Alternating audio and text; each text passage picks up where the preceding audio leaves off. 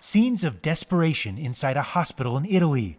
New York, now the epicenter of the coronavirus outbreak in America, is trying to avoid this. But New York is facing a shortage of ventilators like this, needed to keep sick patients breathing. Thousands more are needed. They don't exist. We have about 5,000 or 6,000 secured. We need 30,000. Federal government has 12. I mean, this is a bad situation. But it's not only a lack of medical equipment for patients, but also for those trying to help them. Doctors, nurses, and staff at hospitals just like this in New York City are on the front lines of the crisis. And many of these health professionals say they're lacking some of the most basic essentials to protect themselves, such as gloves and masks. Hospital staff taking to social media to call attention to the desperate situation.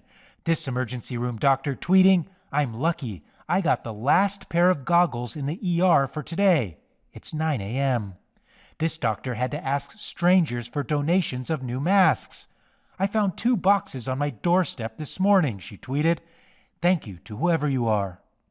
And this is what New York City officials say they will need by early April. 3 million N95 respirator masks, 50 million surgical masks, and 25 million surgical gowns and gloves. Most of these products are made in China and in short supply on the global market. So New York's mayor has gone so far as to say the U.S. military is the last resort. If we expect those goods that are produced that we need for our hospitals to get there in time, there's only one organization that can guarantee that, and that is the United States military. When will President Trump give the order? That is my question. When will he give the order?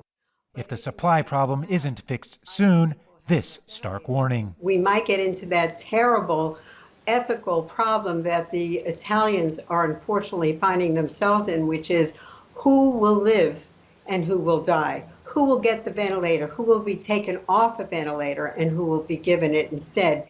For New York, a need for medical supplies, and soon. Gabriel Elizondo, Al Jazeera, New York.